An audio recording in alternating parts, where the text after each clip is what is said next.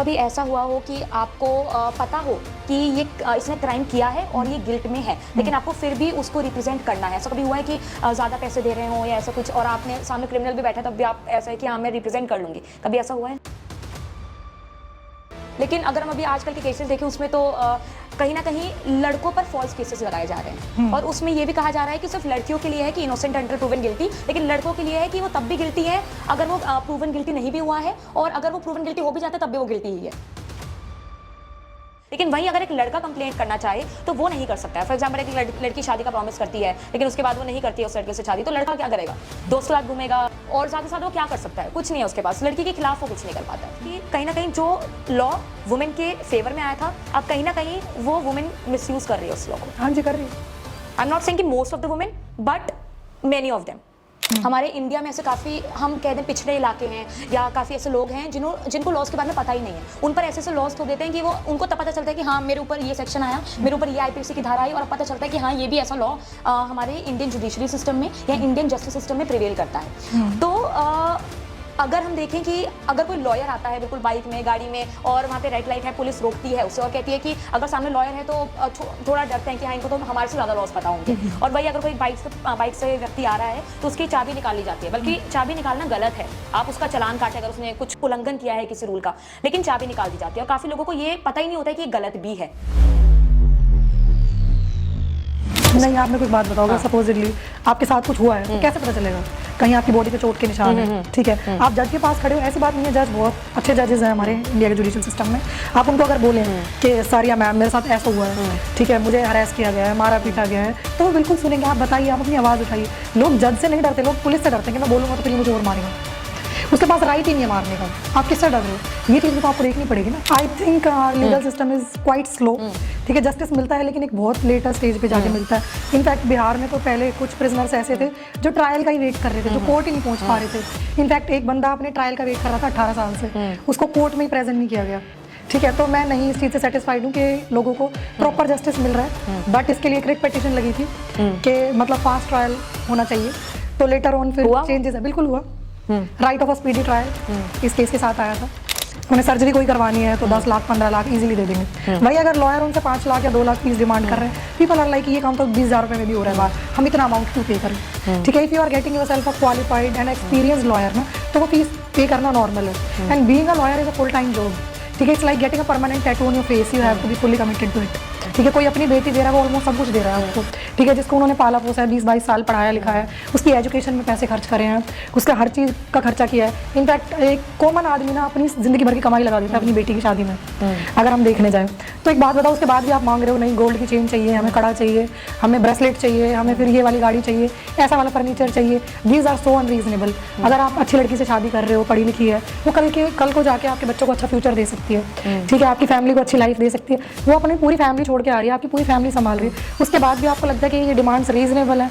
You talk about rape cases and POCSO, I don't take cases like that. अगर मुझे पता है सामने वाला गिल्टी है, मैं केसेस नहीं लूंगी, no matter what they are ready to pay me. डर लोगों के अंदर है, पुलिस वाले तो नहीं जा रहे ना उनके पास कि नहीं हम तुझे डंडे मारेंगे इधर आ, ठीक है, अगर तू बाहर निकला तो घर से हम तेरे साथ ये कर देंगे। वो राइट किसी के पास है ही नहीं, तो फिर गुंडा राज हो गया, ठीक है। अगर हम रह रहे हैं इंडिया में, पूरा फ्रीडम है हर जगह आने जाने का, कहीं पे भी आप कुछ भी बिजनेस कर सकते हैं, कुछ भी कर सकते हैं, आपको इतने सारे राइट्स दिए हुए हैं हमारे कॉन्स्टिट्यूशन में, ठीक है। तो किस उस पर आप डर रहे हैं? मुझे ये चीज़ समझ नहीं आ रही। मुझे लगता है लैक ऑफ एजुकेशन है जो लोग पुलिस वालों से डरते हैं। डिपेंड करता है आपका पैशन किस चीज़ में है, ठीक है। अगर आपको ज़्यादा मेहनत करनी है, नहीं आपको मतलब स्ट्रगल रखना है लाइफ में to reach a certain stage in life, हाँ ऐसे बहुत सारे लॉयर्स हैं जज से कहीं ज़्यादा कमा रहे हैं आज की डेट में, अगर हम देखने जाते हैं। एडवोकेट्स हैं बिल्कुल, look at Kapil Sibal and other lawyers as well, जो एक हियरिंग का इतना चार्ज कर रहे हैं कि जज की पूरे साल की हम सैलरी लगाएंगे तो उतना आ जाएगा। बट डिपेंड करता है कि आप खुद को कितना पॉलिश कर रहे हैं, कितनी मेहनत कर रहे हैं, कितना टाइम आप खुद को और अपने प्रोफेशन को दे रहे हो। जितना टाइम आप इस प्रोफेशन को दोगे उतना it will give back to you.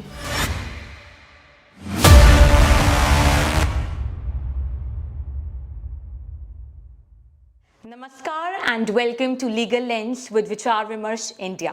I am your host and host Kunjan Mandhari, and this is a space for candid conversations with legal luminaries which continue to shape the legal landscape of India. Today we are privileged to have with us Ms. Himani Kataria ji, an esteemed advocate practicing with the Supreme Court and the High Court of India. She is not only the founder of MK Kataria and Associates, but also known for the specialization and experience in handling the high profile cases, and today she is here with all of us, with the Vichar Vimarsh team, to help us know the background and the backdrop of the courtroom, the reality of the Indian police system, the Indian justice system, and all the legal rights that a person or a common man should know to practice or to know with respect to go in a court and address his or her issues. So Himani ji, it is an honor for all of us to have you with us today. Thank you so much, Gunjan. I feel privileged to be here today. Sure, ma'am. And सबसे पहले कैसे feel कर रहे हैं आज आप? हाँ, very good. Your day has been good या कैसा रहा है? Yeah, very good. Okay, so ma'am सबसे पहले talking about your profession, talking about your own self, एक क्वेश्चन अगर हम एक फर्स्ट जनरेशनल लॉयर से पूछें या जो बच्चा लॉ करने के लिए आता है उससे पूछें, तो what inspired you to choose law over any other profession?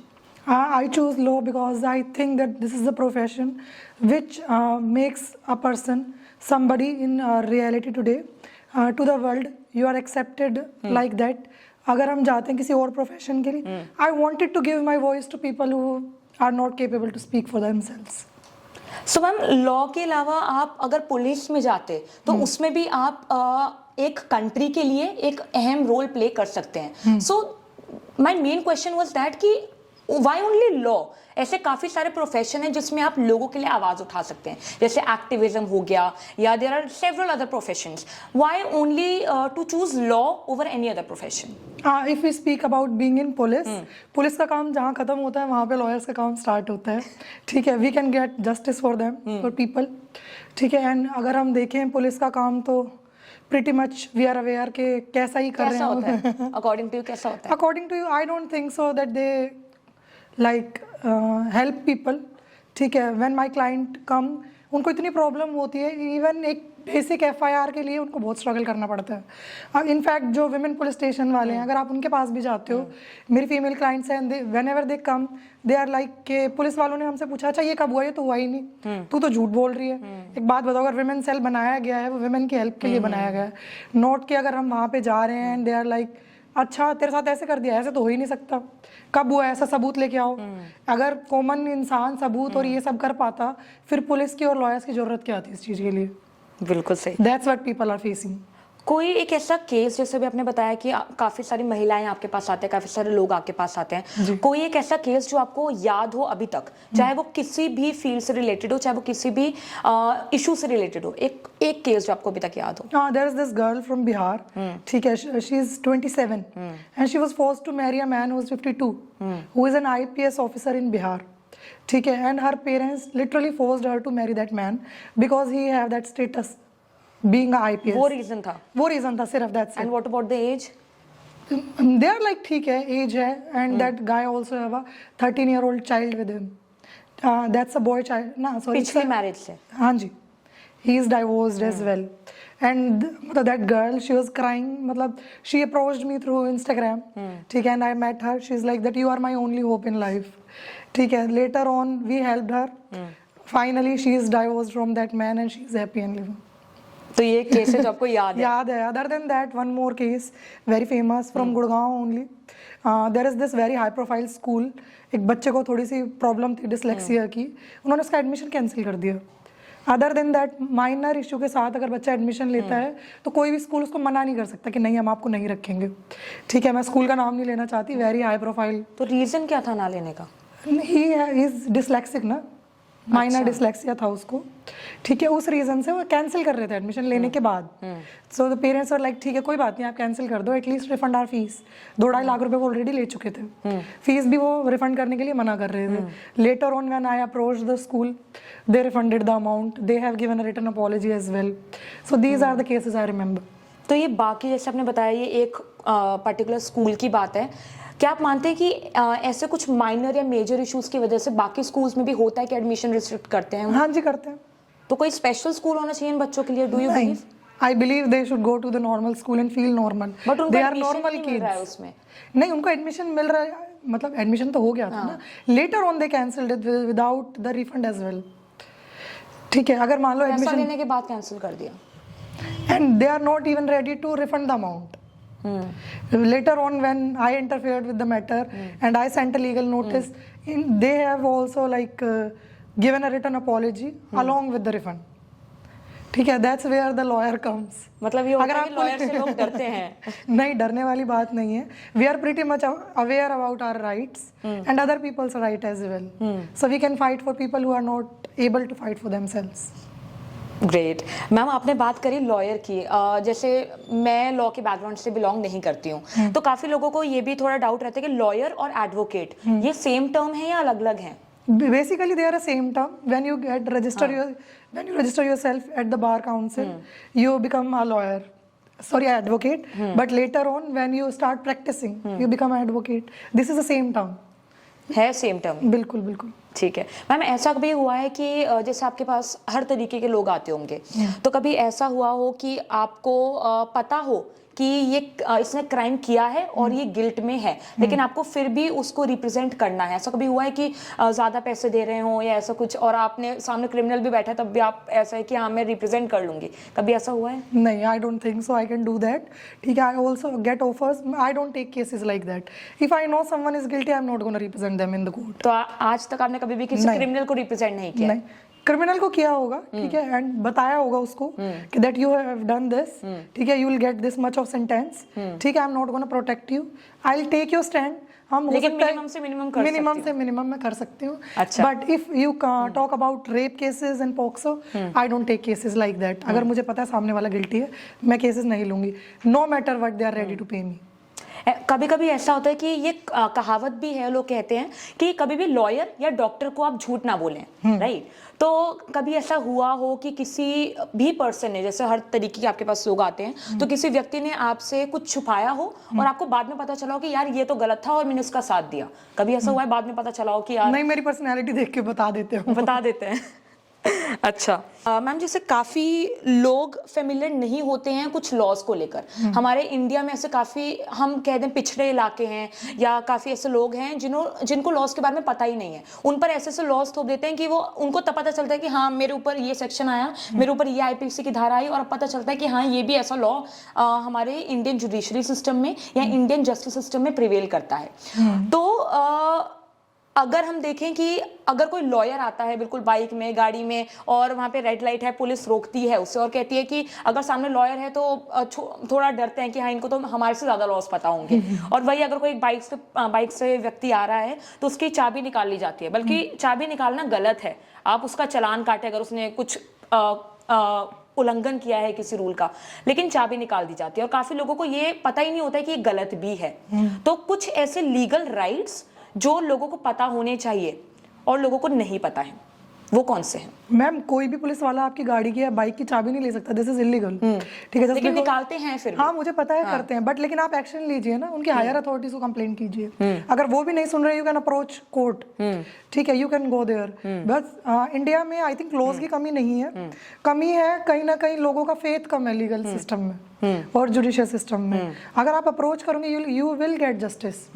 हो सकता है टाइम लग जाएगा, आई एम नॉट सेइंग कि आप जाओगे, जाते ही आपका काम हो जाएगा, नहीं, it will take time. In India it is always considered as innocent until proved guilty, ठीक है, तो वैसा होता है। बट लेकिन ये ऐसा है कि जैसे अभी हम टॉपिक से थोड़ा डाइवर्ट हो रहे हैं, लेकिन जो आपने स्टेटमेंट बोली कि proven innocent until proven guilty, innocent until proven guilty, तो क्या ये सिर्फ महिलाओं के लिए है या ये फिर सबके लिए? लेकिन अगर हम अभी आजकल के केसेस देखें उसमें तो कहीं ना कहीं लड़कों पर फॉल्स केसेस लगाए जा रहे हैं, और उसमें यह भी कहा जा रहा है कि सिर्फ लड़कियों के लिए है कि इनोसेंट अंटिल प्रूवन गिल्टी, लेकिन लड़कों के लिए है कि वो तब भी गिल्टी है अगर वो प्रूवन गिल्टी नहीं भी हुआ है, और अगर वो प्रूवन गिल्टी हो भी जाता है तब भी वो गिल्टी ही है। तो क्या आप मानते हैं ऐसा है? नहीं, मैं नहीं मानती गुंजन। आई बिलीव के मतलब दोनों केसेस में होता है, ठीक है, लड़कियों ने भी बहुत सफर किया है बहुत लंबे टाइम तक। मैं नहीं कह रही कि जो भी लड़कियां कर रही हैं ऐसा वो सही है, बिल्कुल गलत है, नहीं करना चाहिए। बट क्या आपने देखा है पहले कि डाउरी डेथ के कितने केसेस आते थे, कहते थे गैस के सिलेंडर फटने से मर गई, उसने फांसी खा ली, उसने ऐसा कर लिया, वो सोते हुए रह गई, उसने पॉइजन ले लिया, या फिर ऐसा कुछ हो गया। बट आज की डेट में ये वाले केसेस क्यों नहीं आ रहे, कहाँ चले गए हैं? मिसयूज हो रहा है लॉ का? नहीं, ये पहले मतलब लेडीज के ऊपर बहुत ज्यादा मतलब उन्होंने फेस किया है इस चीज़ को, ठीक है, कि उनको मार दिया जाता था डावरी के नाम पे, आग लगा दी जाती थी, कि बोल दिया जाता था कि घर में सिलेंडर फट गया, इस वजह से उनकी डेथ हो गई। बट ऐसे केसेस आज नहीं आ रहे। आज की विमेन बहुत ज़्यादा एम्पावर्ड है, एजुकेटेड है, उसको अपने राइट्स के बारे में पता है, लॉ के बारे में पता है। But अगर वही हम बात करें मेंस की, आजकल जो मेंस फेस कर रहे हैं वो तो बिल्कुल ही गलत है। इनफैक्ट मैंने अभी वीडियो भी डाली थी इसके बारे में, अतुल सुभाष वाला मैटर आज ही आजकल बहुत हाईलाइटेड है। जो उनके साथ हुआ है तो बहुत ही गलत है। 1 साल के अंदर आई थिंक 120 डेट्स लगी थी उनकी, ठीक है, और he was a employee, he was a engineer. कुछ सालों से चल रहा था। नहीं, 1 साल के अंदर 120 डेट्स, मतलब उसको ये सोचो बंदे को कितनी छुट्टियां लेनी पड़ेंगी ऑफिस से। कितनी छुट्टियां मिलती हैं 1 साल में? 20-22 लीव होती हैं। अगर आप 120 दिन की लीव ले रहे हो तो आपको सैलरी कितनी ही मिलेगी? ठीक है, और कोर्ट उसको हर हफ्ते ऑलमोस्ट डेट दे रही थी। ठीक है, मैं तो इनफैक्ट कहूंगी कि ऐसे जज को भी सस्पेंड कर देना चाहिए। किस बेसिस पे वो इतना ज़्यादा मतलब उन्होंने क्या सोच के फैसला दिया, आई don't no, but I think उनकी भी अभी डेट्स चल रही हैं जज की भी सुप्रीम कोर्ट में। मैम अगर हम बात करें, जो इतने समय से एक केस हाइलाइट्स में है, हर टॉप न्यूज़ चैनल पर है, हर जगह है, वो है अतुल सुभाष जी का केस। आज ऐसी दुस्थिति हो गई है हमारे इंडिया में, हमारी कंट्री में, कि लोगों को लाइव पर आकर अपना सुसाइड नोट लिखना पड़ रहा है। 1 घंटे की वीडियो और साथ में काफ़ी पन्नों का सुसाइड नोट। और एक कहावत है कि हम तुम पर इतने मुकदमे ठोकेंगे कि तुम थक जाओगे, ऐसा कुछ कहावत से है, और ये सच होती भी नजर आ रही है। तो करीबन 40 पन्नों का सुसाइड नोट था, और पत्नी ने करीबन 9 केसेस डाले हैं उनके अगेंस्ट, पति के अगेंस्ट, और 100 बार करीबन कोर्ट के चक्कर उन्हें काटने पड़े हैं, जहां पर काफी बार कोर्ट की डेट्स को खारिज कर दिया गया है। तो पहला तो यही है, अगर हम पूरा इस केस को एक ब्रीफ नोट पे देखें तो ये है कि अगर वो चुपचाप मर जाते हैं, चुपचाप वो चले जाते, तो जो आज लोगों के बीच में मेंस राइट्स का इतनी बात हुई है, अवेयरनेस आई है, जो पहले थी लेकिन इतनी नहीं थी, तो वो शायद ना आती। सो फर्स्ट मेरा क्वेश्चन यही रहेगा आपसे कि इतना मतलब आज लोगों के पास किडनी बेचने तक की नौबत आ गई है एल्यूमिनियम मेंटेनेंस देने के लिए, और लोग काफी मिसयूज कर रहे हैं लॉज का, mostly the women out there, क्योंकि विमेन के लिए लॉज आए थे लेकिन वो आज मिसयूज कर रही हैं। तो सबसे पहला मेरा ये क्वेश्चन रहेगा कि क्या मेंस के लिए भी कोई राइट्स हैं आज के समय पर या नहीं है?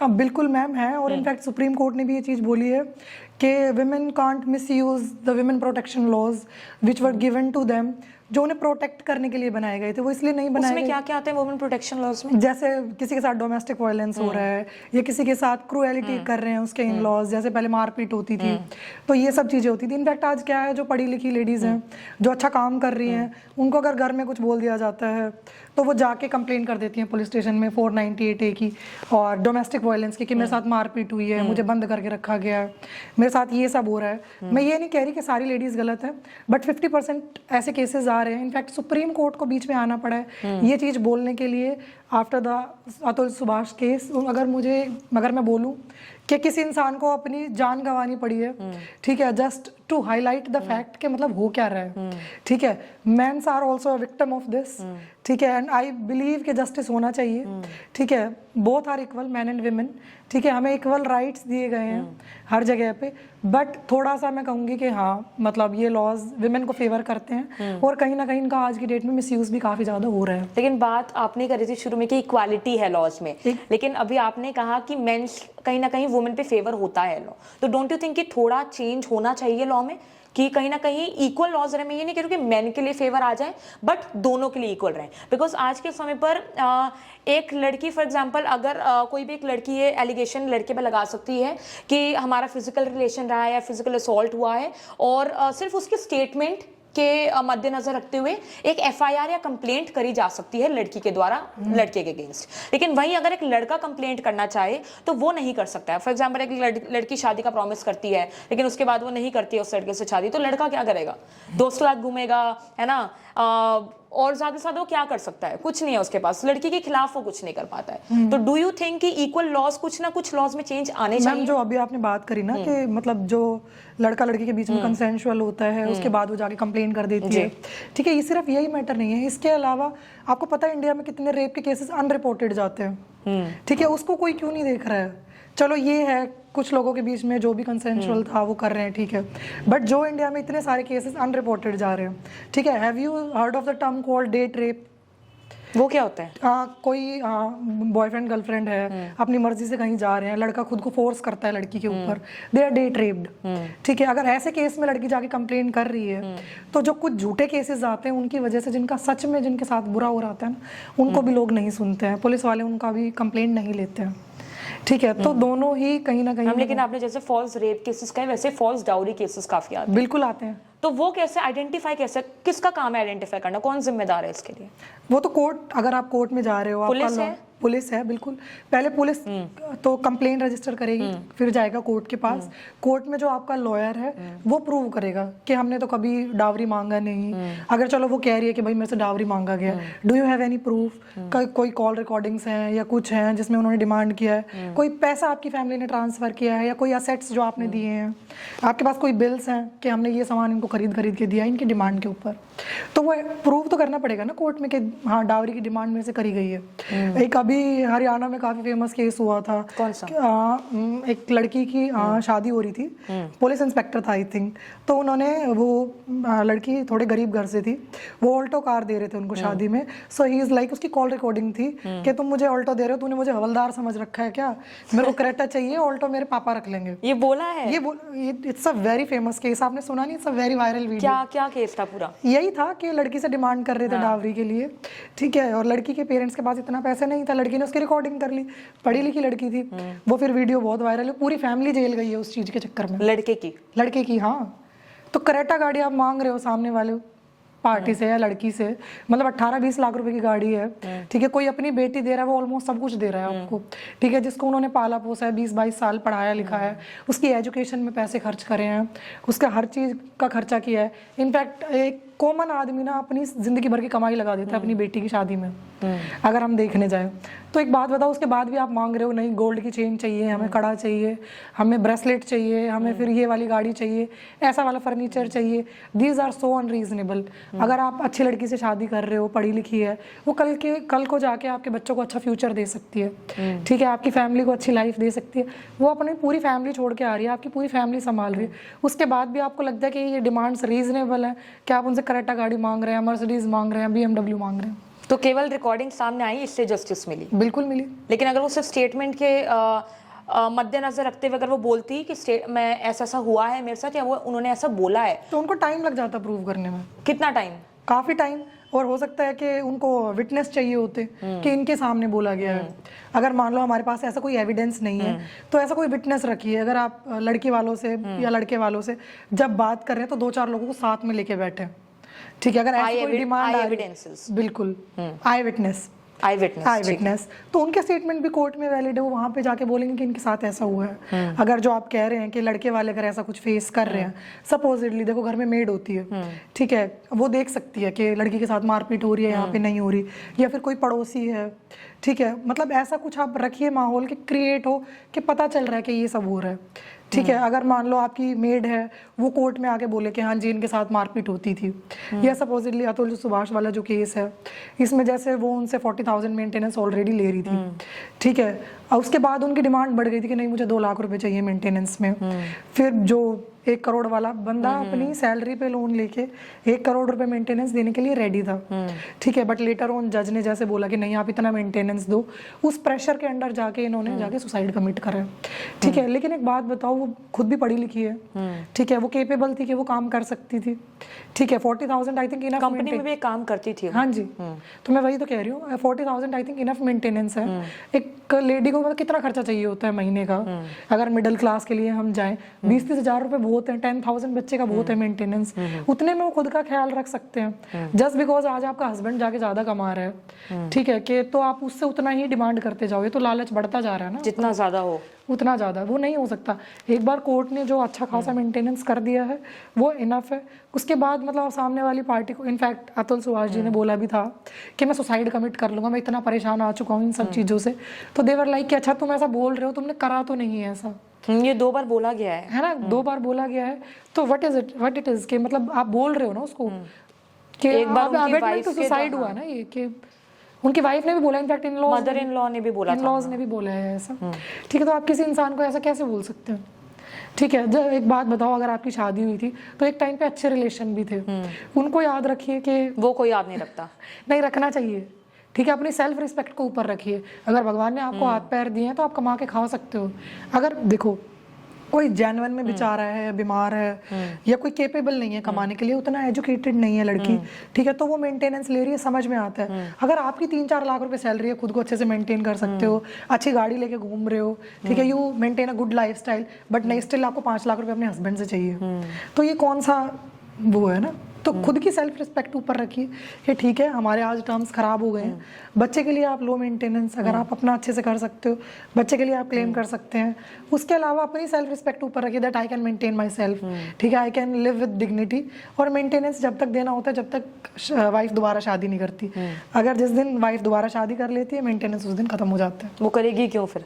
क्यों नहीं करेगी, उसको पार्टनर नहीं चाहिए लाइफ में।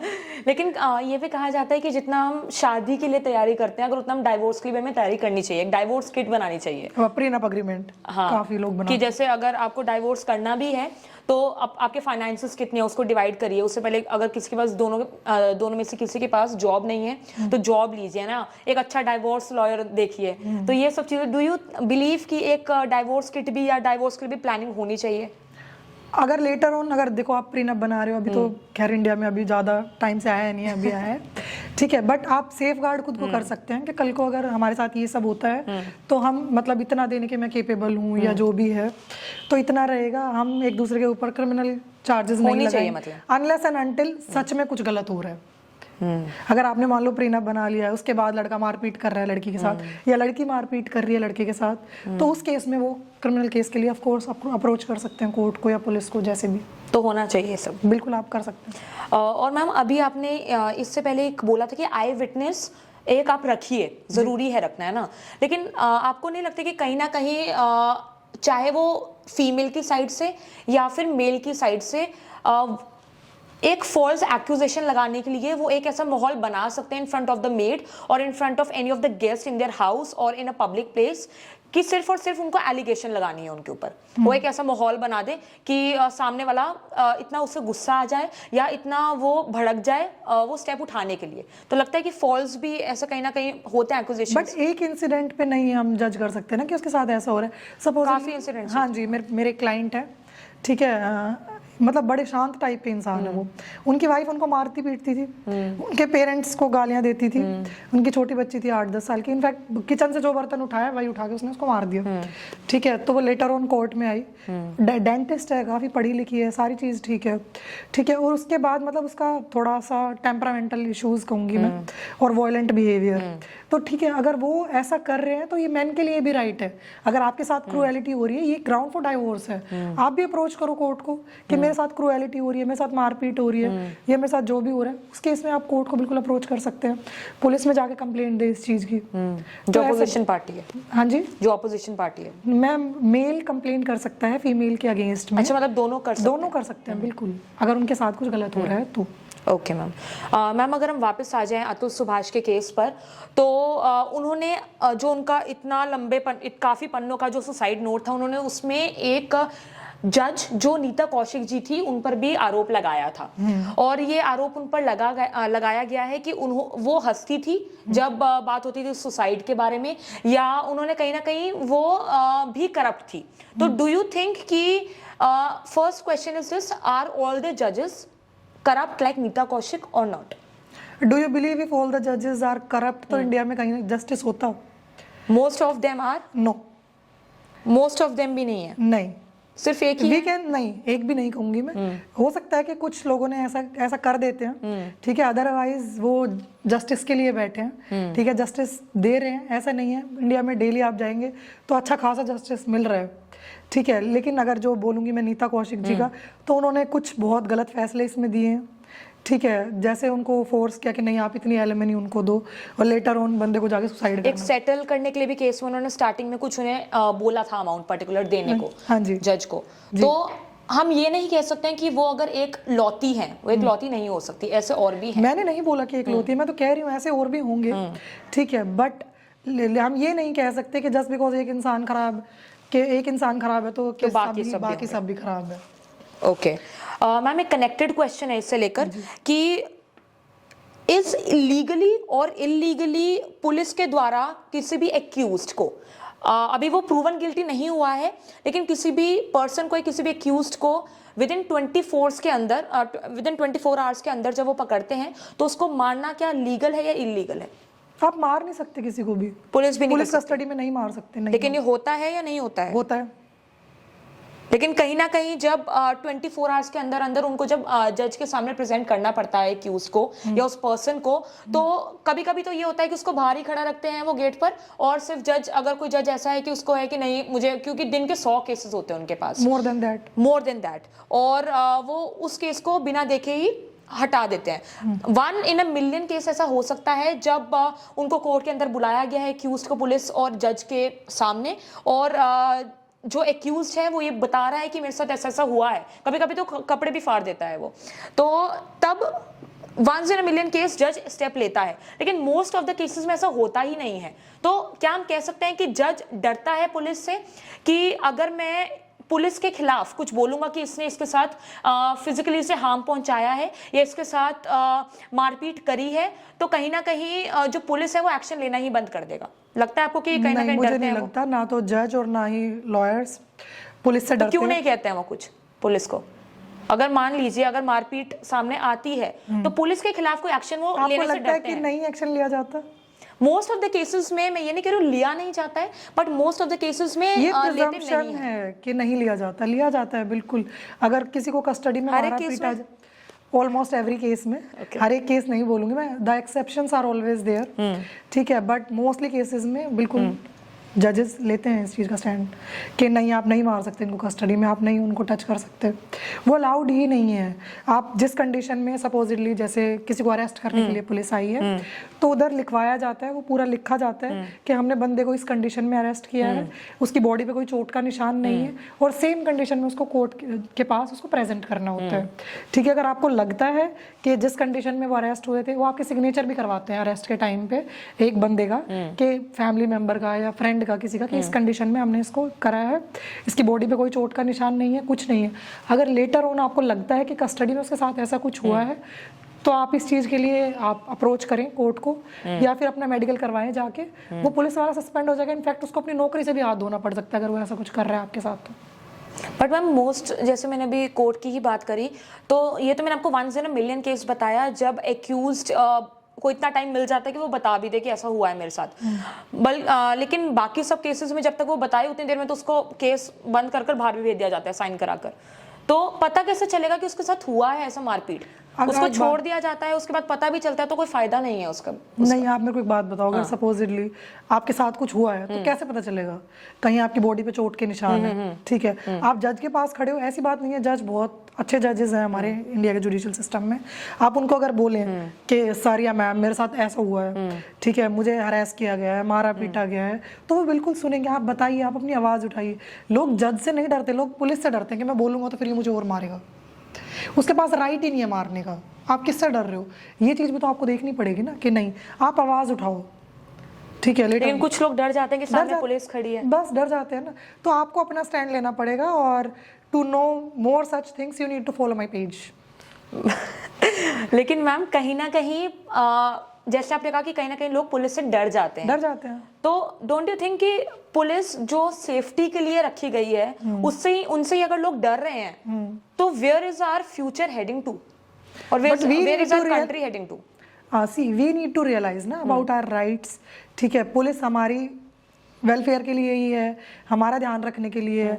उनको गवर्नमेंट सैलरी किस चीज़ की दे रही है, ठीक है, टू हेल्प पीपल, बट उनसे लोग डर रहे हैं। मुझे समझ नहीं आ रहा ना वो क्यों डर रहे हैं। डर लोगों के अंदर है, पुलिस वाले तो नहीं जा रहे ना उनके पास कि नहीं हम तुझे डंडे मारेंगे, इधर आ, ठीक है, अगर तू बाहर निकला तो घर से हम तेरे साथ ये कर देंगे। वो राइट किसी के पास है ही नहीं, तो फिर गुंडा राज हो गया, ठीक है। अगर हम रह रहे हैं इंडिया में, पूरा फ्रीडम है हर जगह आने जाने का, कहीं पे भी आप कुछ भी बिजनेस कर सकते हैं, कुछ भी कर सकते हैं, आपको इतने सारे राइट्स दिए हुए हैं हमारे कॉन्स्टिट्यूशन में, ठीक है, तो किस उस पर आप डर रहे हैं? मुझे ये चीज़ समझ नहीं आ रही। मुझे लगता है लैक ऑफ एजुकेशन है जो लोग पुलिस वालों से डरते हैं।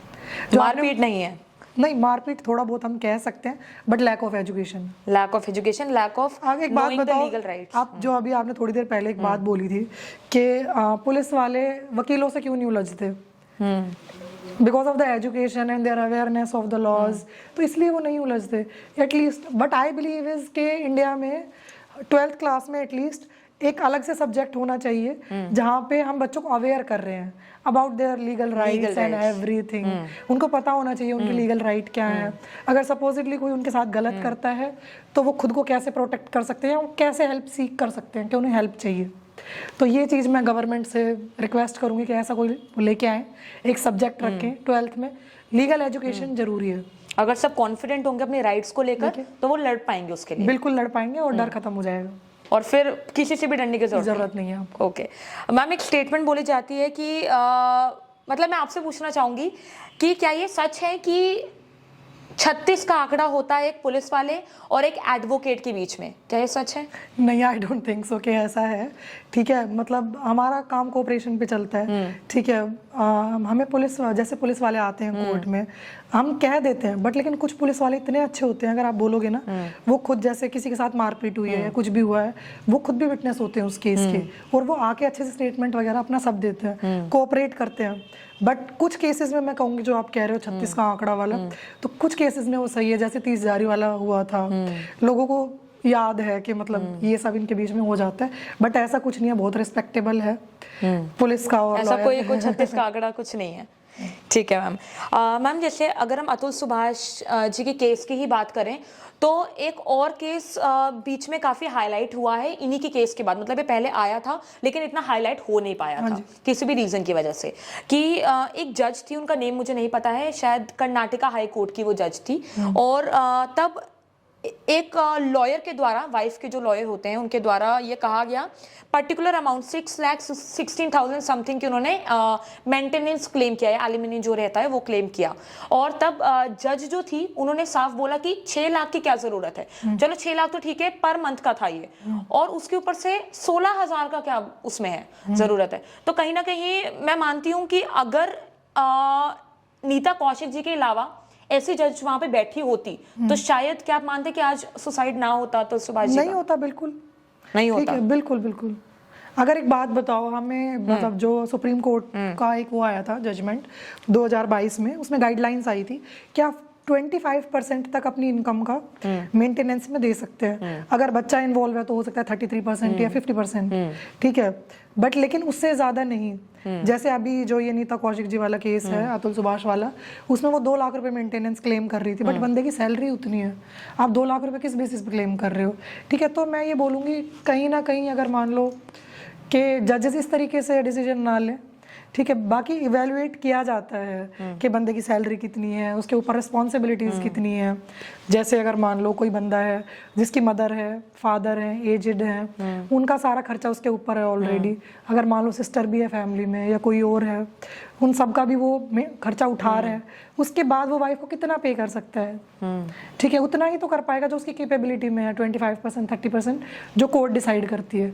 बट लोगों के अंदर लालच आता जा रहा है कि नहीं मुझे इतना चाहिए, मुझे इतना चाहिए। एक ऐसा भी रहता है कि 50% मेंटेनेंस कुछ फिक्स होता है, क्या ये सच है? नहीं नहीं, जैसे वो हार्दिक पांड्या वाला केस आया था कि that Natasha will get 50% of his property and everything, तो वो राइट है ही नहीं। वाइफ का कोई राइट नहीं होता पति की प्रॉपर्टी पे, उसका राइट है कि वो मेंटेनेंस क्लेम करे, एलिमनी वो ले सकती है, 1 टाइम सेटलमेंट, ठीक है, बट लेकिन प्रॉपर्टी के ऊपर कोई राइट नहीं होता। जैसे एक केस आया भी था बीच में, it was not that much famous, but एक केस था कि जिसमें हस्बैंड कमा ही पर मंथ 12,000 रहा है और उसमें 10,000 का वो क्लेम कर रही हैं लेने का मेंटेनेंस। तो वहां पे भी जज ने बोला कि हाउ विल ही लिव और how will he sustain his life further. 2,000 रुपए में पर मंथ वो कैसे सस्टेन कर लेगा और वो 10,000 आपको दे रहा है। तो ऐसे काफी सारे केसेस हैं जहां पर मेंटेनेंस मांगे जाते हैं, not according to the percentage but according to कि वो सर्वाइव ही ना कर पाए सामने वाला। Almost most of the cases में ये रहता है। बट मैम मैं अब एक बात बोलूंगी, अभी जैसे आपने बोला था कर्नाटका हाई कोर्ट वाली जो जज थी, उन्होंने बोला ये चीज, इसके बाद अब आप जो सेकंड केस बता रहे हो कि 12,000 उसकी इनकम थी, तो जज ने बोला कि हाउ विल ही सर्वाइव। तो ऐसा नहीं है कि सिर्फ नीता कौशिक जी जैसे ही जज है, बाकी 2 जजेस का एग्जांपल आपने खुद दे दिया है, ठीक है, तो ऐसा नहीं है। इंडियन जुडिशियल सिस्टम पे विश्वास रखिए, ठीक है, but I think in the Atul Subhash case ना, उनको हाई कोर्ट या सुप्रीम कोर्ट जाके अप्रोच करना चाहिए था टू गेट जस्टिस। अगर उनके साथ हरासमेंट हो रही थी, मतलब इतना वो, तो मेरे को ये समझ नहीं आ रहा उनके लॉयर से अगर केस संभल नहीं रहा था तो उनको बोलना चाहिए था कि you should go to Supreme Court, ठीक है, अगर आपका राइट वायलेट हो रहा है, ठीक है, आप सर्वाइव कैसे कर रहे हो लाइफ में? But there was no evidence with him at that point of time, तो वो लड़ते किस बेसिस पर?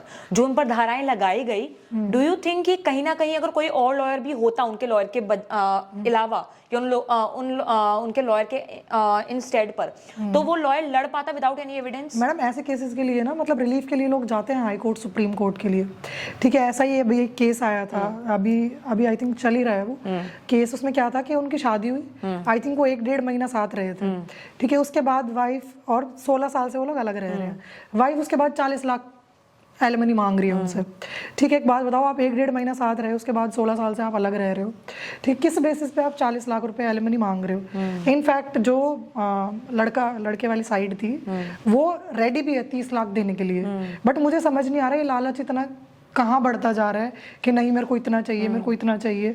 सामने वाला बंदा भी इंसान है, लेटर ऑन वो क्या करेगा अगर नहीं सरवाइव कर पा रहा है?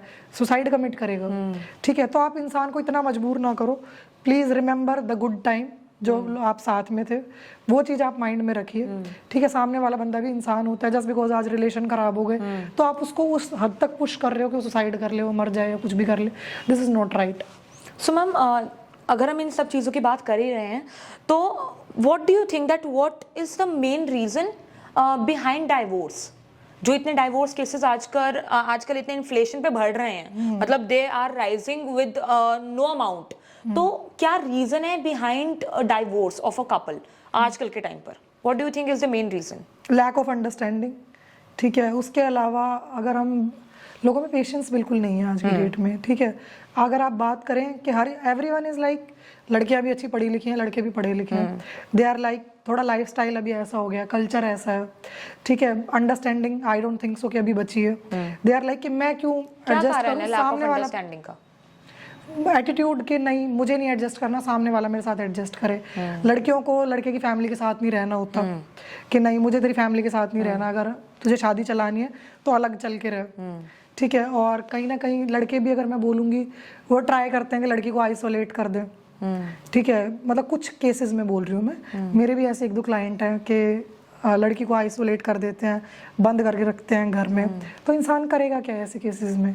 अगर आप शादी कर रहे हो किसी से, एक लाइफ टाइम साथ गुजारने की बात कर रहे हो, तो अच्छे से रहो, प्यार से रहो, ठीक है। कोशिश करो कि अच्छे से चले। अगर नहीं भी चल रहा है, खराब हो जाती है चीज़ें बाय चांस, तो मतलब ये नहीं है वो इंसान ही है जिससे आपने शादी करी थी, वो कोई दुश्मन नहीं है कि नहीं हमने अब इसके ऊपर इतने सारे केसेस डालने हैं, इसको इतना बर्डन कर देना है। अगर आपको लगता है कि नहीं हमारा नहीं चल रहा, but I believe best is कि म्यूचुअल डाइवोर्स आप ले लें, लेटर ऑन आप दोनों अपनी लाइफ के साथ आगे बढ़े। So you believe so?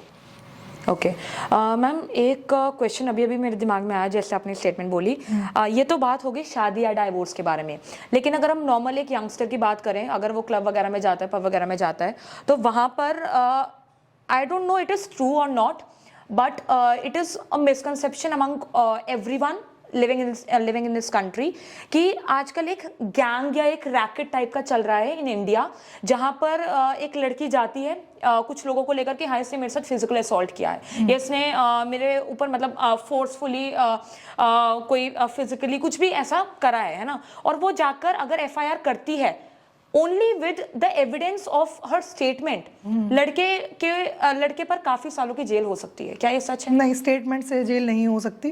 एक बात बताओ, अगर मान लो ऐसा कोई केस है कि फिजिकल असॉल्ट है, उसके साथ ऐसा कुछ हुआ है, तो मेडिकल करवाना होता है उस चीज़ के लिए। ऐसे केसेस में लोग क्या होते हैं कि डर जाते हैं। ऐसे बहुत सारे केसेस हैं, एक लड़की ने 40 लोगों के ऊपर इस टाइप के केस किए हुए हैं, काफी लोगों में मनी, ठीक है, कि आदमी डर जाता है, हम अच्छी फैमिली से आ रहे हैं, अगर मेरी फैमिली को पता चलेगा ये चीज़ बाहर आएगी, रिलेटिव्स को पता चलेगा तो सोसाइटी में कितनी बदनामी होगी, तो इस चीज़ से डरते हुए लोग उनको पैसे दे देते हैं, और ऐसे लोगों की फिर हिम्मत बढ़ जाती है, और यही चीज़ फिर आगे और लोगों के साथ भी होती है। अगर आपने कुछ नहीं करा है, आप इनोसेंट है, तो अपना स्टैंड लीजिए जाके। क्या मतलब अगर कोई एविडेंस ही नहीं है लड़के के पास, क्या करेगा वो? अगर वो सपोजिटली लड़की ने जाके कंप्लेन करी कि ऐसा हुआ है, कोर्ट में मैटर जाएगा, लड़के को एविडेंस नहीं चाहिए, लड़की को भी एविडेंस चाहिए कि मेरे साथ हुआ है, ये मेरी मेडिकल रिपोर्ट्स हैं कि मेरे साथ ये सब कुछ हुआ है। जो लड़के का लॉयर होगा, जो उसको रिप्रेजेंट कर रहा होगा ना, वो पूछेगा आपके साथ ये सब कब हुआ था, आपके मेडिकल रिपोर्ट्स हैं, कुछ तो होगा ना जो प्रूव कर रहा है कि आपके साथ ये सब कुछ हुआ है। तो वो चाहिए हमें, तो मेडिकल एग्जामिनेशन होता है? हाँ जी, बिल्कुल होता है। हर एक केस में। लेकिन काफी लोगों का ये मिसकंसेप्शन है कि सिर्फ एफआईआर अगर लड़की करती है। आपको लगता है इंडिया में एफआईआर करना इतना इजी है? पहली बात तो एफआईआर होती ही नहीं है, लेकिन अगर काफी लोगों में अगर लड़की स्टेटमेंट देगी तो लड़के के ऊपर कुछ सालों या काफी सालों की जेल हो सकती है। लेकिन अगर लड़का सेम स्टेटमेंट लड़की के खिलाफ देता है तो वो नहीं हो पाएगा, बिकॉज लड़की कहीं ना कहीं इमोशनली कोई जाके कंप्लेंट करे या कुछ कोई भी एविडेंस के मुताबिक, तो ये काफी लोगों के दिमाग में ये चीज आजकल है कि लड़का नहीं कर सकता, लड़की कर सकती है। नहीं, ऐसा कुछ नहीं है। अगर लड़के के साथ भी कुछ हरासमेंट हो रही है, मारपीट हो रही है, तो मतलब आप क्रिमिनल कंप्लेंट कर सकते हैं उसके अगेंस्ट में कि भाई नहीं, इन्होंने मेरे साथ असोल्ट किया है, मेरे साथ मारपीट हुई है। और जो आप कह रहे हो एक्सटॉर्शन वाला आजकल चल रहा है कि क्लब्स में जाते हैं, एक लड़की आती है कि इन सब ने मेरे साथ, इसने मेरे साथ ये सब कुछ किया है, तो आप अपना स्टैंड लीजिए, खुद को सेफ गार्ड कीजिए कि मैंने नहीं किया है ऐसा। ऐसा नहीं है, अगर आप जाएंगे तो आपको पूरा जस्टिस मिलेगा। लोग डर जाते हैं जुडिशियल सिस्टम से, कोर्ट से, पुलिस से, जाने से पहले हार मान लेते हैं कि ठीक है कोई बात नहीं, अपनी लाइफ टाइम की कमाई उठा के दे देते हैं 20-30 लाख रुपए कि हाँ ठीक है बस मेरी इज्जत बच जाए, सोसाइटी में मेरा नाम खराब नहीं होना चाहिए, मेरे पेरेंट्स क्या सोचेंगे मेरे बारे में, तो वो चीज़ नहीं होनी चाहिए। अगर हम ऐसे लॉज लेके आते हैं, बेसिकली हम ऐसा कोई सब्जेक्ट ऐड करते हैं कॉलेज में, स्कूल में, जहाँ लोगों को पता चल रहा है हाँ जी कि हमारे राइट्स क्या हैं। ऐसे कोई भी, एक बात बताओ, ऐसे तो कोई भी उठ के बोल देगा कि मेरे साथ ये हो गया, जरूरी थोड़ी ना कि फिर वो चीज़ हो गई। पुलिस वाले भी सबूत मांगते हैं कि अच्छा ये आप ऐसे बोल रहे हो, दिखाओ आपके साथ क्या हुआ है। इनफैक्ट जिनके साथ सच में हुआ होता है ना, उनसे भी सबूत मांग लेते हैं कि आप सबूत लेके आओ, आपके साथ ये हुआ है। तो चाहे लड़की हो या फिर लड़का हो, evidence is the main thing, बिल्कुल, जिसके बदौलत पे किसी को भी जेल या फिर किसी के खिलाफ एफआईआर कंप्लेंट दर्ज करी जा सकती है। बिल्कुल। ओके मैम, जैसे हम लिव इन रिलेशनशिप्स के बारे में बात करते हैं, हम यंगस्टर्स के बारे में बात कर रहे हैं, शादी के बारे में बात कर रहे हैं, तो काफ़ी ये भी है कि जब लॉ आया था या लॉ बना था, तब लॉ बनाया गया था for the safety of the women, for the right of the women. कहीं ना कहीं ज़्यादा फेवर वुमेन की तरफ था, because of the Hindu marriage act या बिकॉज ऑफ द सती प्रथा जो अंग्रेज़ों के टाइम से चली आ रही थी, बिकॉज ऑफ जो बहू जलाने की एक प्रथा थी बीच में, है ना, जो डाउरी केसेस काफ़ी बढ़ गए थे, इनके बदौलत पर आया था। लेकिन अब कहीं ना कहीं दिस इज़ माई पर्सनल, मैं खुद मानती हूँ ये चीज़ कि कहीं ना कहीं जो लॉ वुमेन के फेवर में आया था, अब कहीं ना कहीं वो वुमेन मिसयूज कर रही है उस लॉ को। हाँ जी, कर रही है। आई एम नॉट सेइंग कि most of the women, but many of them. जैसे अभी कंगना रनावत जी ने बोला था इस केस के बारे में कि ये एक एक्सेप्शन है, 99% केसेस में आदमी गलत होते हैं, तो मैं उनके साथ बिल्कुल भी एग्री नहीं करती। ठीक है, मैं खुद सोच रही थी, मैं being a MP and being a women and being a women, नहीं वो तो विमेन तो है ही, चलो वो विमेन का फेवर ले रही है, ठीक है, but she is also a member of parliament. उसके बाद वो कह रही है कि 99% आदमी गलत होते हैं, तो मैं उनके साथ अग्री नहीं करती। बट आई बिलीव इज के दोनों केसेस में है 50-50 है, कहीं ना कहीं आदमी भी गलत है, कहीं ना कहीं लेडीज भी गलत है। बट मैं ये चीज कहती हूँ कि अगर आपके साथ ऐसा कुछ हो रहा है, अप्रोच पुलिस, अप्रोच कोर्ट, आप करो अप्रोच, आपको जस्टिस मिलेगा। तो जस्टिस है, मतलब प्रिवेल करता है आज भी। बिल्कुल जस्टिस प्रिवेल्स। ओके मैम, हम अब जैसे आखिरी दौरे पर पहुंच चुके हैं इस पॉडकास्ट, इस बातचीत के, तो सिर्फ हम इंडियन जस्टिस सिस्टम पर एक क्वेश्चन उठाना चाहते हैं। ये मेरा पर्सनली, लेकिन मैं ये मानती हूँ कि काफ़ी लोगों का प्रश्न होगा। जैसे अतुल सुभाष जी का जो लेटर था, उसमें उन्होंने एक लाइन लिखी थी जो काफ़ी सर्कुलेट हो रही है सोशल मीडिया पर, इंटरनेट पर इस समय पर। वो लाइन ये थी कि marriage in the upcoming years or in the upcoming days, marriage will be a scam and wife will be seen as a very costly prostitute and children will become liabilities and the government जो आज infrastructure या highways पर इतना crore of rupees spend कर रही हैं, वो अब बिलियंस ऑफ रुपीज स्पेंड करेंगी ओनली कि लोग शादी करें और लोग बच्चे पैदा करें, सिर्फ इससे क्योंकि लोगों का विश्वास उठ जाएगा शादी पर से। So do you agree with the statement कि लोग सेटिस्फैक्टरी नहीं होंगे with the judgement of the Indian justice system, या आने वाले समय पर ये जो लाइन है वो सच होती हुई दिखेगी हमें? नहीं, मुझे नहीं लगता। उनके साथ जो कुछ हुआ बहुत गलत हुआ है, ठीक है, एंड मेरी प्रेयर्स उनकी फैमिली के साथ है, ठीक है। अदर देन दैट हम ये वर्ड्स यूज़ नहीं कर सकते, ठीक है। Indian marriage is a sacrament, ठीक है, हम किस बेसिस पे इस तरीके की बात कर सकते हैं। उनकी बहन भी रही होंगी, उनकी मदर भी रही होंगी, उसके बाद आप किसी विमेन के बारे में इस तरीके की बात, आई डोंट थिंक सो हम कर सकते हैं। ये डिग्रेड कर रहा है विमेन को, मुझे ये सही नहीं लगता। लेकिन आपको नहीं लगता कि कहीं ना कहीं जो उन पर बीता है वो बीता अपने है, वो बहुत experience से गलत बोल है। रहे हैं? आप एक पर्टिकुलर इंसान के बारे में बोल सकते हैं, आप पूरी मैं बोलूंगी कि पूरे फीमेल्स के लिए आप ये चीज नहीं बोल सकते, बिल्कुल गलत चीज है। लेकिन जो उनके साथ हुआ, आपको नहीं लगता कि कहीं ना कहीं लोगों का विश्वास उठ जाएगा शादी पर से? एक बात बताओ, there is failure in marriage, I understand, but अगर हम हमारे पेरेंट्स की शादी देख रहे हैं, उसके अलावा और हम सोसाइटी में शादी देख रहे हैं या अपनी फैमिली में भी देख रहे हैं, हम कितने % केसेस देख रहे हैं फेलियर के? 10%, 20, 30, उतना हम फेलियर देख रहे हैं। जो 70% बहुत अच्छा है उसकी बात हम क्यों नहीं करते?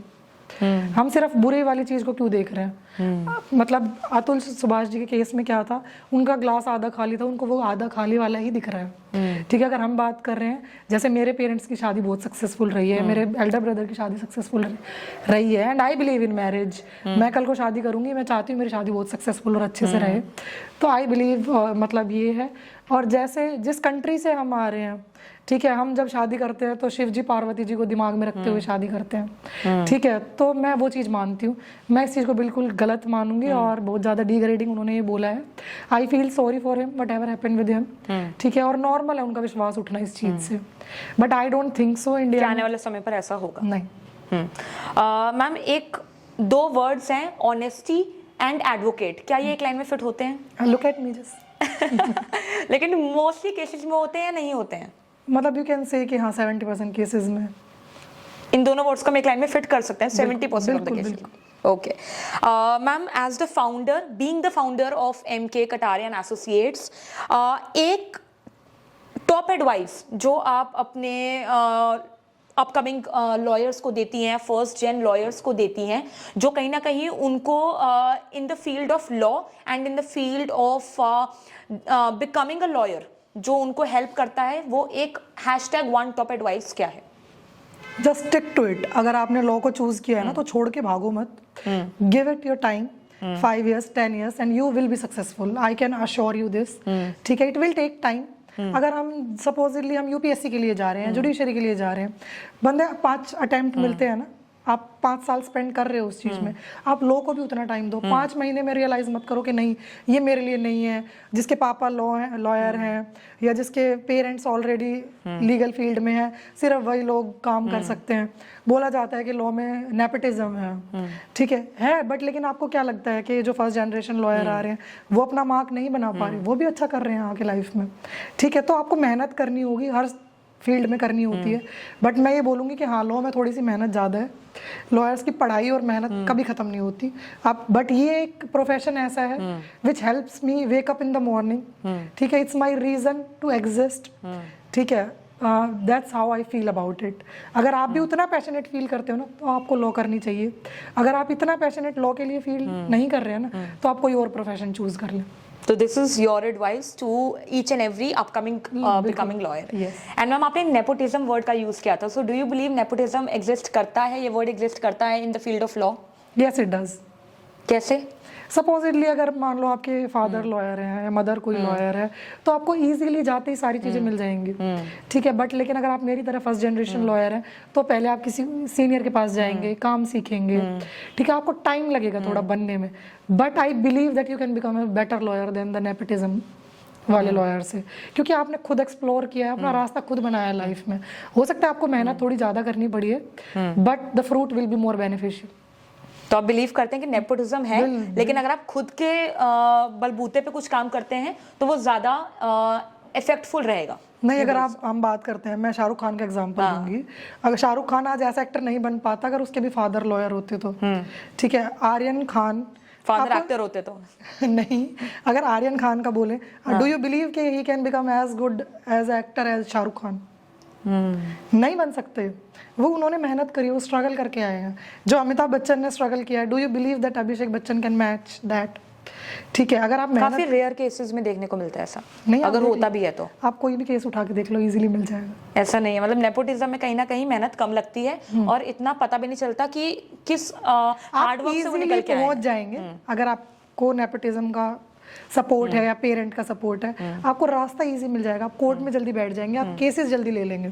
बट जो आप मेहनत कर रहे हैं ना कि आपको केस को कितने टाइम में खत्म कर रहे हैं, क्लाइंट को सेटिस्फेक्शन क्या मिल रहा है आपसे, आप जस्टिस कितने लोगों को दिलवा रहे हैं, वो चीज़ ज़्यादा मैटर करती है। मैम जैसे मैंने आपको बाइक का बताया, आपको कार का बताया, पुलिस सिस्टम का बताया, तो काफ़ी लोगों की ना जो एक कॉमन मैन होता है बेसिकली उनकी फटती है पुलिस वालों से या फिर बेसिकली लॉयर से कि यार हमें ये नहीं पता है कानून क्या है। तो अगर हमें कानून पता होता तो शायद ये पुलिस वाला हमें इस ऑफेंस में पनिश ना करता। तो ऐसे कौन कौन से लीगल राइट्स हैं बेसिकली जो लोगों को पता होने चाहिए, जो कॉमन लीगल राइट्स हैं जो लोगों को नहीं पता है? सपोजिटली जैसे आजकल के बच्चे बाहर घूम रहे होते हैं, गर्लफ्रेंड बॉयफ्रेंड, उनको पुलिस वाले आगे परेशान करने लग जाते हैं। अच्छा तुझे पता है कि तू यहाँ इसके साथ घूम रहा है, तेरे पेरेंट्स को पता है, ला फ़ोन दे, मैं तेरे मम्मी पापा को कॉल करता हूँ और ये सब। तो मैं आपको बता दूँ, अगर आप मेजर हैं तो कोई भी पुलिस वाला आपको ऐसे हैरेस नहीं कर सकता। अगर स्टिल वो ऐसा करते हैं तो आप उनकी कंप्लेंट करें। अगर उसके अलावा जो आप कह रहे हैं लॉयर्स से, लॉयर्स भी इंसान ही होते हैं, आप लोगों की हेल्प के लिए हैं, and so is the police system. ठीक है, तो कोई आपको परेशान करने के लिए नहीं है। अगर आपको लगता है, जैसे लोगों को बहुत बार लगता है कि मैम हमने लॉयर कर लिया, मेरे लॉयर कुछ काम नहीं कर रहा, 4 साल हो गए, मेरे केस की कोई स्टेज आगे नहीं बढ़ रही, ऐसे केस में मैं क्या करूं, मुझे तो लॉयर से डर लगता है कहीं ये मेरी लाइफ खराब ना कर दे। तो मैं आपको बता दूं, वो चीफ जस्टिस ऑफ इंडिया नहीं है, वो सिर्फ एक लॉयर है।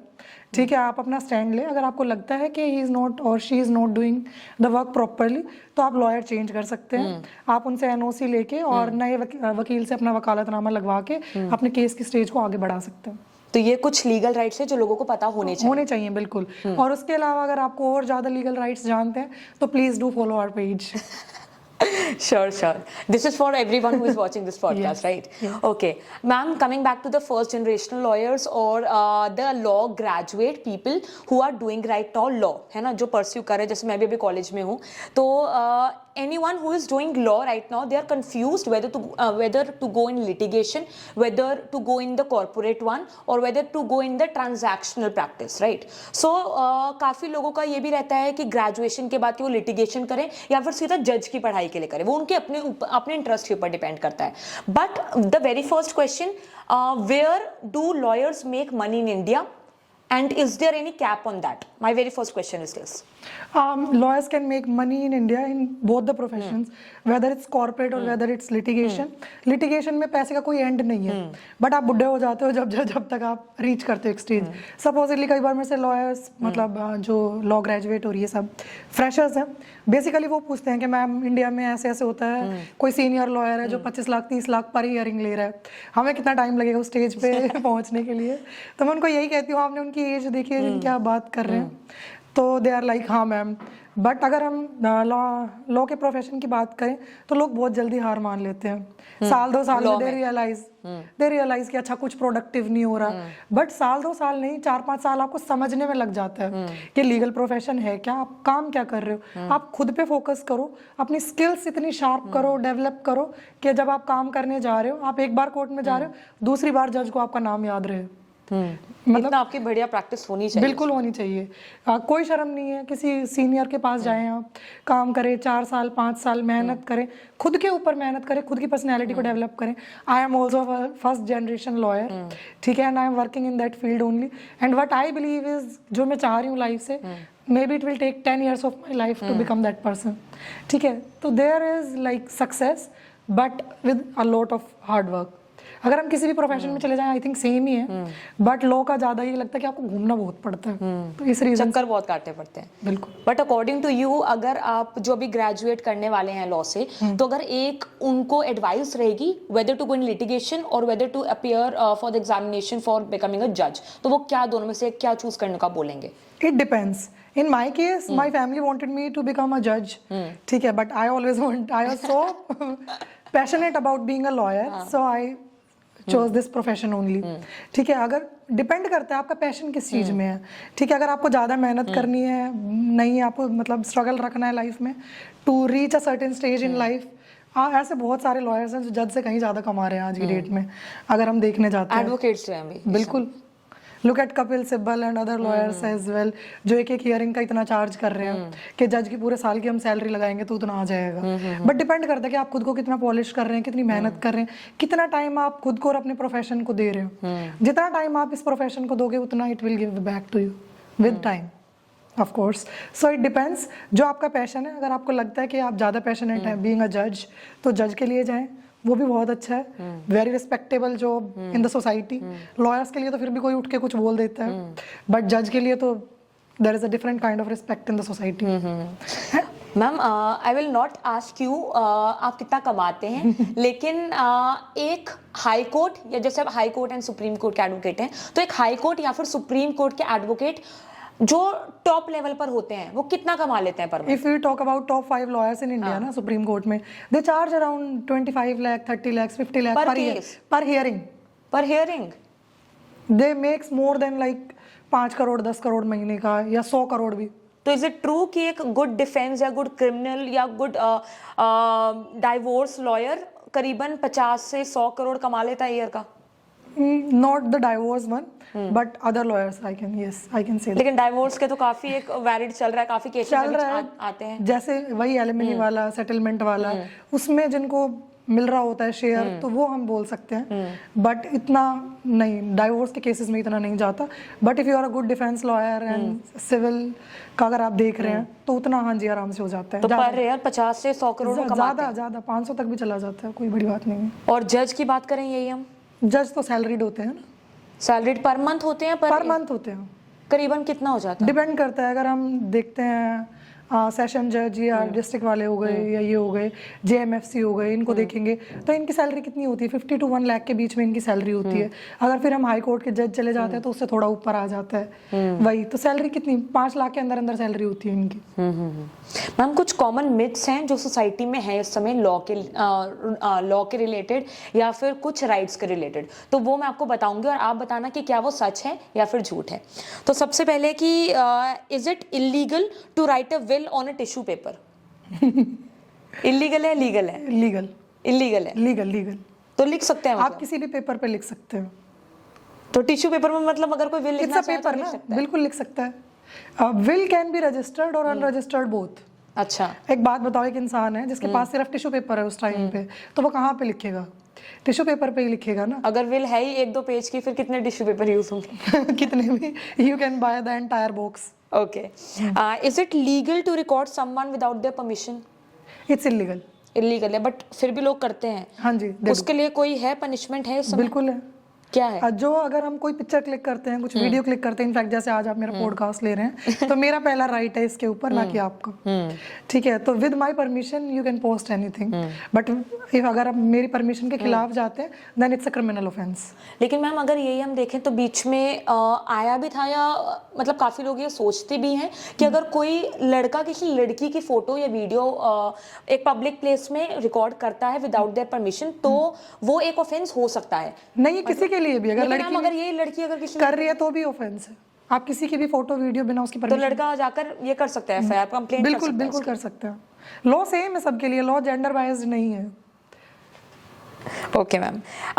मैम एक और है कि always ask for a written agreement while lending money to friends.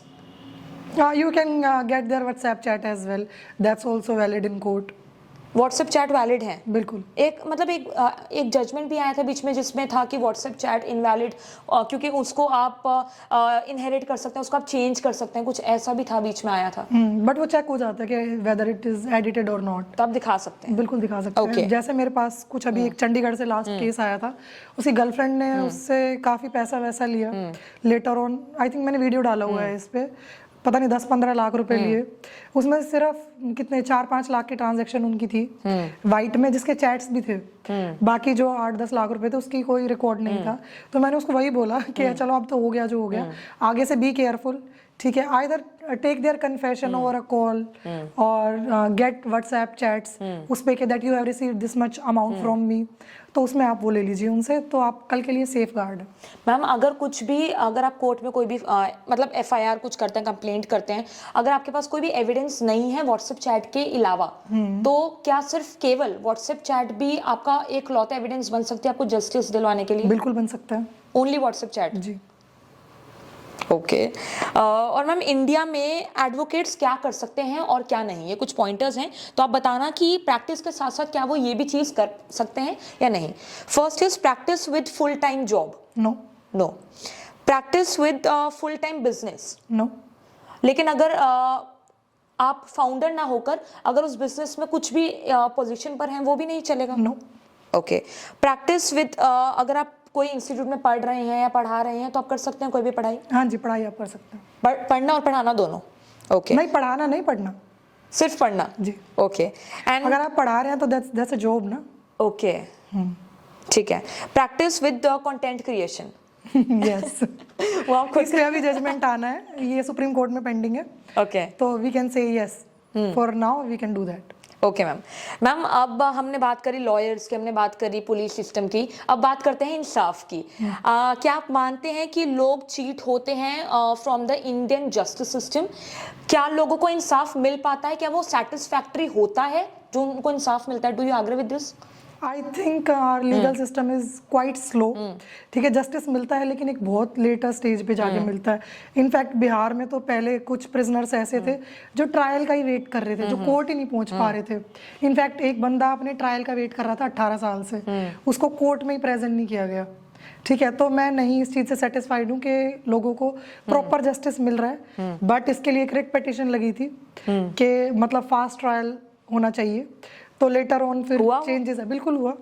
Right of a speedy trial इस केस के साथ आया था मैम। बिकॉज अगर आप देखें और अगर आप if you ever go to a local district court और एनी कोर्ट, तो कहीं ना कहीं वहाँ पर तीन चीज़ें, जैसे आप वकीलों के धक्के खा रहे हैं, आप मतलब कोई भी अपने जो टर्न है अपनी बारी आने की वेट कर रहे हैं, पुलिस से आप बहस कर रहे हैं, काफ़ी सारी चीज़। इसके बाद बंदा थक जाता है कि यार मुझे केस और नहीं लड़ना। इससे बढ़िया है कि मतलब सेटिस्फैक्शन काफ़ी लोगों को नहीं मिलता है, जो उनको जस्टिस मिलती है उसके बाद भी जस्टिस पहुंच जाए वो भी बहुत बड़ी बात है। बिकॉज जस्टिस मिलना ही इंडिया में कहीं ना कहीं मुश्किल है आज के पॉइंट पर। सो यू आर एग्रीइंग कि सेटिस्फैक्टरी जजमेंट काफी लोग नहीं होते हैं? नहीं होते, काफी टाइम नहीं होते हैं। बट वट आई बिलीव ना, अगर आप कोई लॉयर हायर कर रहे हैं तो सबसे पहले उससे मिलें, अपना पॉइंट ऑफ व्यू डिस्कस करें और समझे कि ये इंसान मेरा केस लड़ सकता है, ये कहाँ तक लेके जा सकता है। लोग क्या करते हैं कि अगर हम डॉक्टर के पास जाते हैं तो दे आर लाइक के पहले जो कंसल्टेशन फीस है इजीली जाके दे देंगे, उन्हें सर्जरी कोई करवानी है तो 10 लाख 15 लाख इजीली दे देंगे। वही अगर लॉयर उनसे 5 लाख या 2 लाख फीस डिमांड कर रहे हैं, पीपल आर लाइक ये काम तो 20,000 रुपए में भी हो रहा है बाहर, हम इतना अमाउंट क्यों पे करें? ठीक है, if you are getting yourself a qualified and experienced lawyer ना, तो वो फीस पे करना नॉर्मल है। And being a lawyer is a full time job. ठीक है, it's like getting a permanent tattoo on your face, you have to be fully committed to it. ठीक है, that what it takes to be become a lawyer. Great ma'am. काफ़ी लोगों के दिमाग में misconception होता है कि एक लॉयर और एडवोकेट क्या सेम होते हैं या सेम नहीं होते हैं? मतलब ये दोनों टर्म सेम है या इनका मतलब सेम है या नहीं है? तो उस पर आपका क्या कहना है? Ma'am, advocate is someone who have received their licence and they have passed their AIB exam, you become a advocate. But if you are practising litigation, you become a lawyer. तो सेम ही है basically, but थोड़ा सा difference ये है, अगर आप practice कर रहे हैं then you are a lawyer. अगर आपने एग्जाम पास कर लिया है, आपने डिग्री ले ली है, आपने लाइसेंस ले लिया है, then you are a advocate. बस यही डिफरेंस है। ठीक है, अब हम बिल्कुल अंतिम चरण पर पहुंच चुके हैं इस पॉडकास्ट के। इस बातचीत के द्वारा मुझे काफ़ी कुछ सीखने को मिला, लेकिन एक चीज़ जो मुझे लगता है कि कहीं ना कहीं जैसे हमने बात करी वुमेन राइट्स, मेन राइट्स की, तो यू बीइंग अ वुमेन कहीं ना कहीं मुश्किल होता है अपने प्रोफेशन, अपने पैशन के आगे भागना या उसके लिए उसको हासिल करना। बीइंग अ वुमेन मैं कह रही हूँ इन इंडिया स्पेसिफिकली।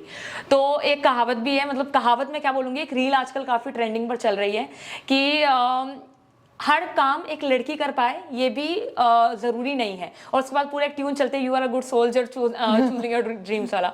तो वो जैसे मैंने रील देखा तो बिकॉज पॉडकास्ट पर हम लेने वाले थे चीज़, तो मैंने कहा कि कोई भी चाहे आप एडवोकेसी प्रैक्टिस करें, चाहे आप जर्नलिज्म प्रैक्टिस करें या कोई भी फील्ड में अगर एक लड़की जाती है तो उसको काफ़ी मुसीबतों का सामना करना पड़ता है।